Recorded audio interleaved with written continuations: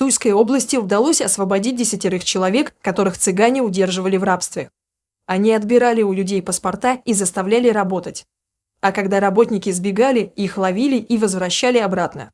Тем временем в Белгородской области задержали другую цыганскую банду, которая маскировалась под военных, продавая при этом краденые вещи и выпрашивая милостыню. Обсудим эти события в нашем выпуске. Поселок Ровно в Беляевском районе Тульской области стал местом работы невольников, которых заставляли трудиться на ферме. Освободить 10 человек удалось после звонка одного из них своей жене. Он сообщил, что находится в плену у цыган и их держат силой. Мужчина назвал примерный адрес и попросил помощи для себя и остальных. Жена обратилась к движению против рабства «Альтернатива», информация подтвердилась. В «Альтернативе» рассказали, что невольников заставляли собирать яблоки. Ферма в Тульской области гигантская, даже взглядом всю территорию охватить трудно. В общей сложности там трудится несколько десятков человек. Однако лишь 10 из них при облаве попросили о помощи. Рассказали, что действительно являются заложниками. Остальные, вполне возможно, просто испугались. По крайней мере, в полиции представителю «Альтернативы» сказали следующее. Полицейские ответили, что прекрасно знают это место и приезжают туда уже как на работу, объяснил волонтер.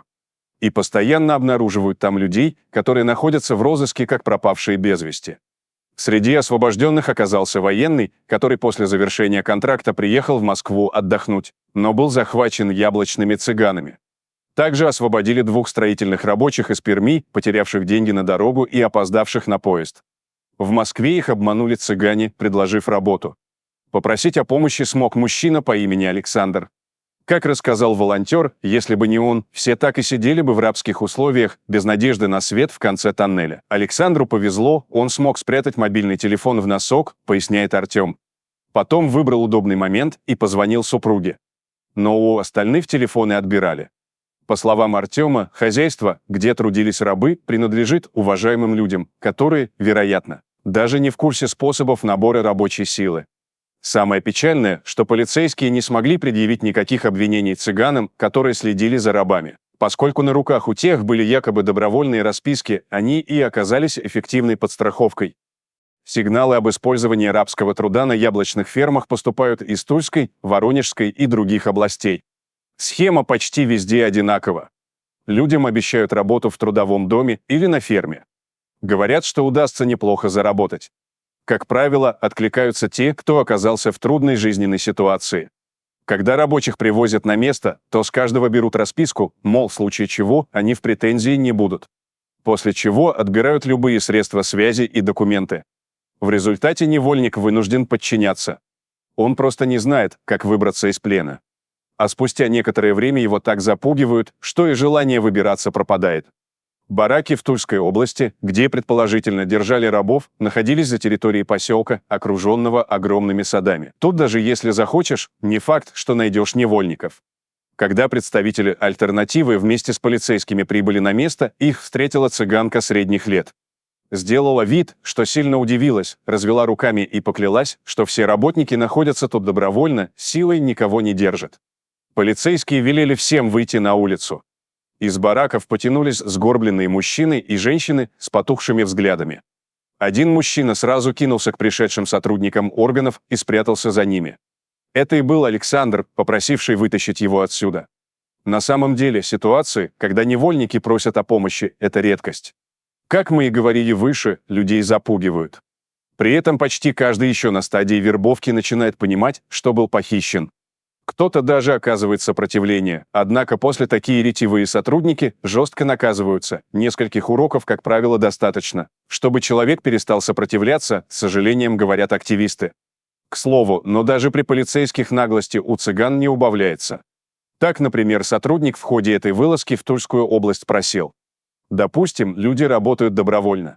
А вы им зарплату платите, уточняет он. Нет, и не собираюсь. Получат в конце октября.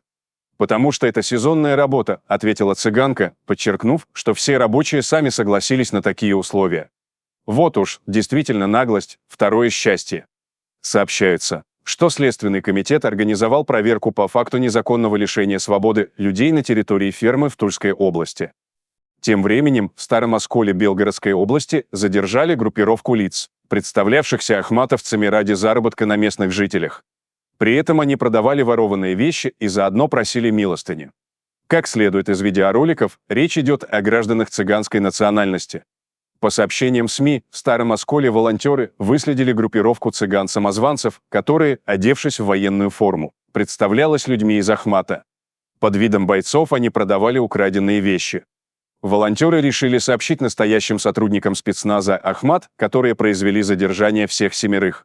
Их допросили, изъяли все документы и 7 автомобилей. По данным источника, шайка была передана Росгвардии и доставлена в МВД для дальнейшего разбирательства. Позже командир спецназа «Ахмат» генерал-майор Апти Алаудинов опубликовал видео с задержанными цыганами, где мужчины рассказывают, что продавали генераторы, представляясь ахматовцами. Алаудинов отметил, что на вырученные деньги они успели купить дорогой автомобиль.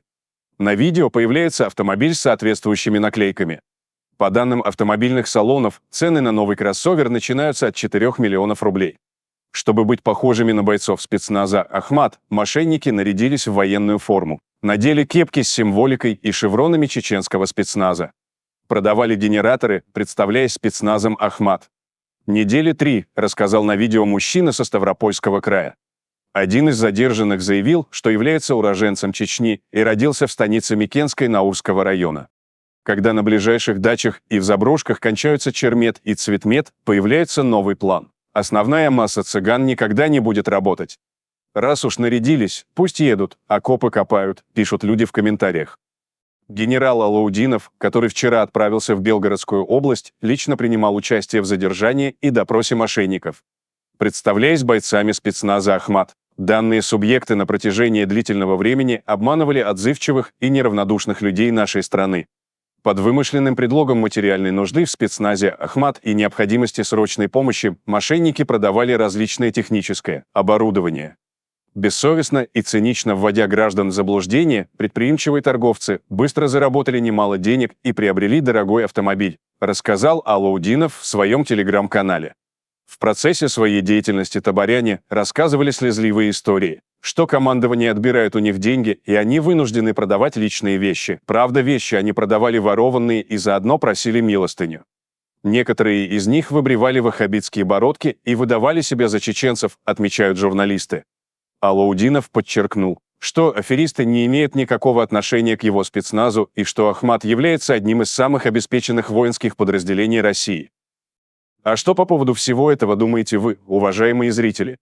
Делитесь своим мнением в комментариях и не забудьте подписаться на канал, если еще этого не сделали. Всем добра, всем пока!